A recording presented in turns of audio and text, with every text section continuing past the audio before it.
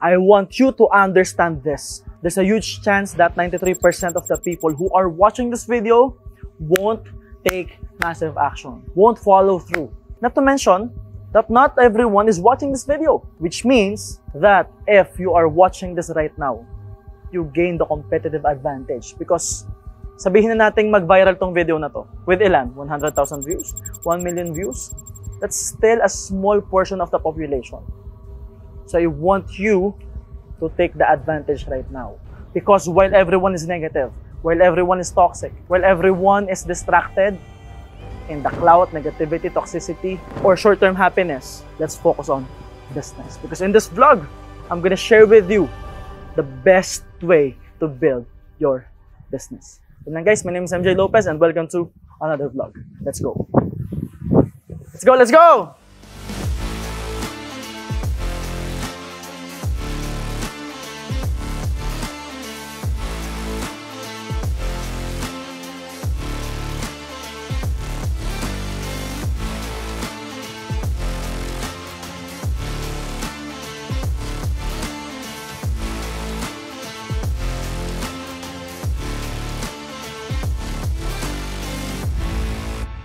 So again, let's talk about the best way to build your business. Number one is you focus on creating value. What does that mean? I'm talking about marketing and branding. Right now, since libre ang pag-create ng content, we have social media and it's extremely powerful. But at the same time, since it is powerful on the good side, it is also powerful on the bad side and the negative side of the quadrant. A lot of people are creating negative content. A lot of people are focused on the clout. And understand that it's not about views, but it's about finding the right people. It is about finding the right audience for you. That's one. Kasi nga, since nagkakagulo na silang lahat, there's value in significance. So kahit magulo silang lahat, kung ikaw yung naiibang gumagawa ng tama, focus ka lang sa value, focus ka sa pag-educate ng mga tao, eventually, you will find the right audience, and you will find the right people, and magiging sustainable yung negosyo mo. Another thing is pwedeng gumagawa ka ng value, pero nasusobrahan ka sa pagbebenta. Now, initially, you will get a lot of clients. Initially, marami kang makukuhang benta, especially kung nagmo-market ka agad sa mga videos na ginagawa mo, or sa mga content na ginagawa mo. Pero, mababa yung sustainability kasi masyado kang maagang nagbenta. So, what I want you to do is to focus on really creating value. Bibili or not, tulungan mo. Bibili or not, mag-educate ka ng mga tao. Because ang goal natin, makatulong sa mas maraming tao. And creating value also means helping people. Hindi lang usapang social media, hindi lang usapang pag-create ng content. Make sure that you are focused on your mission. So yun lang guys, we're going to Batangas right now to create value and to support one of our leaders. See you later.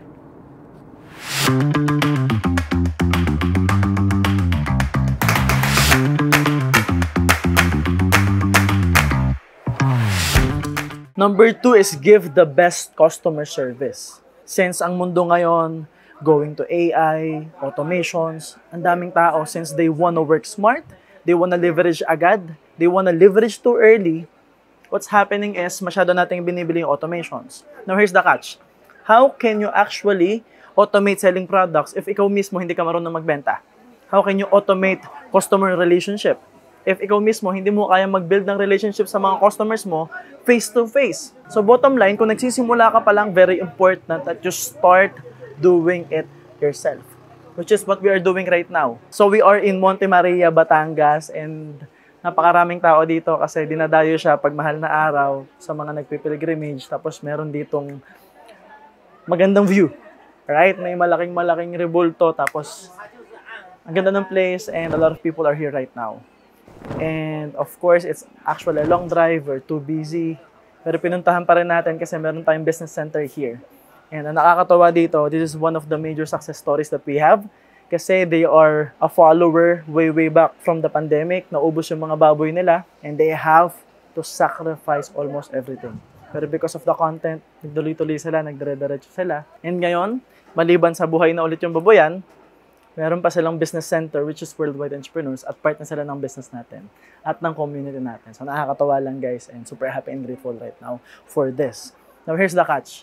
A lot of this The success that I have, the success that we are creating, yung sunod-sunod na core achievers, dahil yan sa pagtulong, dahil yan sa customer service. So kahit na malaki na tayo, kahit na sikat na tayo, kahit na sobrang busy tayo, if we still have that time to go to places, to meet our business partners, to meet our leaders, pipiliin pa rin natin na makapag-meet sa kanila face-to-face. Because again, since everyone is into automation, since everyone is into customer relationship, since everyone is into AI, since everyone is online, iba pa rin yung impact sa tao ng face-to-face, nang pinuntahan mo sila, na nag-effort ka. Because again, our goal, we are talking about the best way to build the business. Now, understand that there are more practical ways, but we are talking about the best way to build. And I'm showing you how I personally do it. So for now, kakapin muna tayo, kausapin natin yung business centers natin, and let's assess them on how they operate the exhibit here. See you later.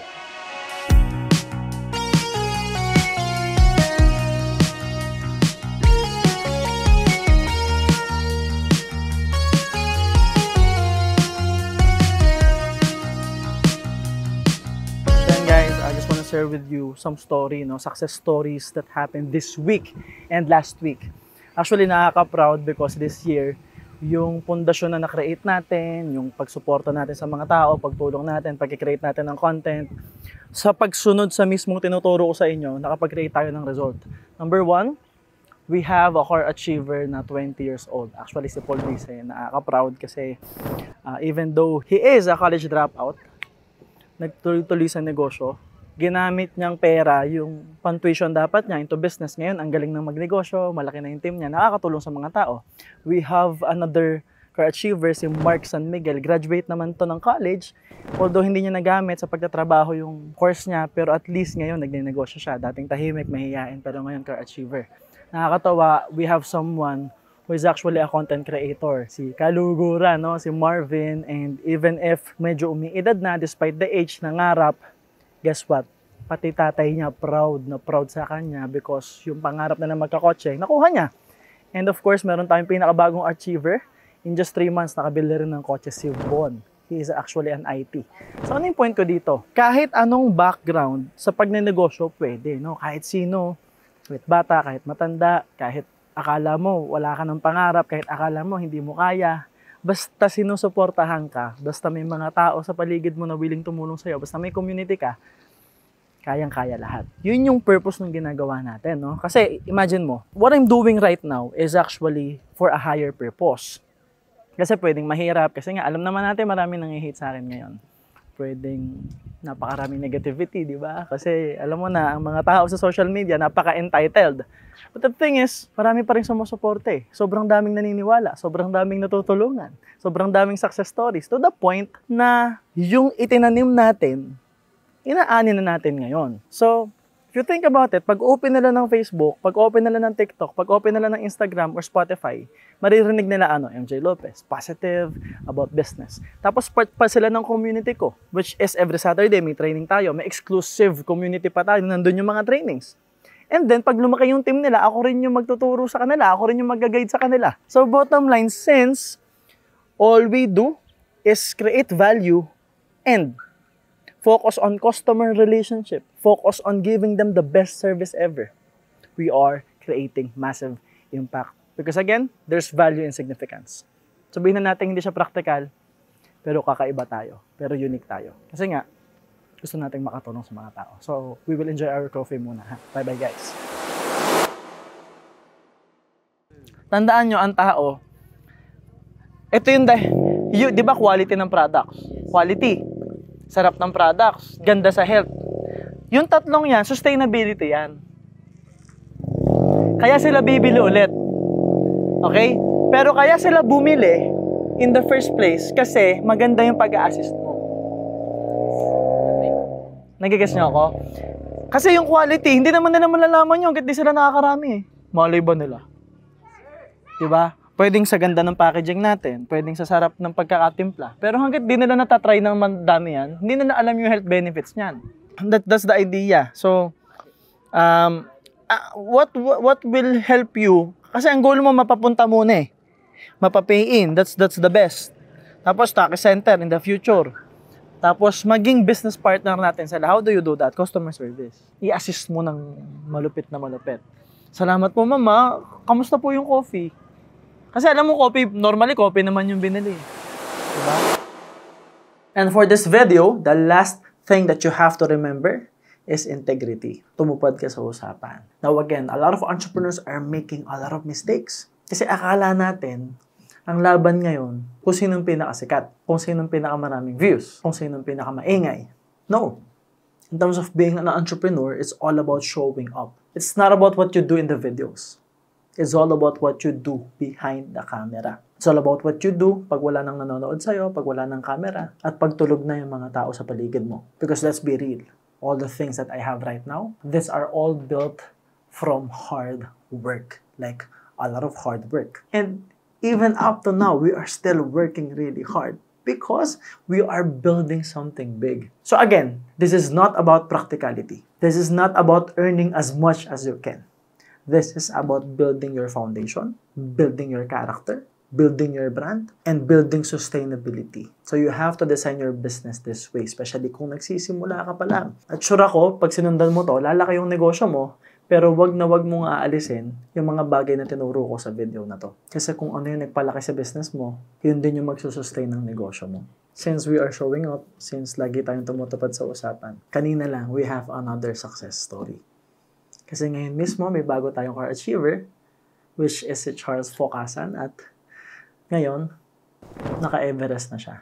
Now, I can still remember usapan namin before, tutulungan ko siya. Basta magstay siya, basta committed siya, basta maging responsable siyang anak, basta maging responsable siyang leader, basta maging responsable siyang negosyante. Sumunod siya sa sistema, magkakaroon siya ng resulta. And of course, bumilang ng taon. Kasi nga, hindi naman tayo nagmamadali. Pangalawa, kasi nagnenegosyo tayo. This is not about being a millionaire in 1 year, 2 years lang. No. This is about building the foundation that we have right now. And si Charles, isa sa mga sumama sa akin before, way back nung hindi pa ako masyadong sikat sa social media. And since we are always showing up, ngayon meron na siyang resulta. So imagine, maisasakay niya yung magulang niya, pamilya niya, si Joy, sa sarili niyang Ford Everest. Nakakatawa lang dito guys. We are creating massive results right now. At lahat ng success na nakikita nyo, at yung mga success na hindi ko pa pinapakita sa inyo, nanggaling yan sa tatlong tinuro ko sa inyo. Focus on creating value, having an excellent customer service, and integrity. Sundan mo lang yung tatlong yan, hindi ka magkakamali sa pagnenegosyo. So yun lang guys. If you like this video, and I'm sure that you do, please like, comment, share, and subscribe. Make sure that you follow us on Instagram, Facebook, and TikTok. Make sure that you also share your takeaways and your thoughts in the comment section. And of course, malapit na tayong mag 100k subscribers sa ating YouTube channel. Grabe lang din yung tiyaga. And we would love and appreciate all your support. And for sure, the moment that we upload this video, na-release na yung course natin. And you can find the link in the description and in the comment section below. Yun lang guys, this is the end of the vlog, and always remember that everything good starts with a yes. And yes, my name is MJ Lopez, and see you soon.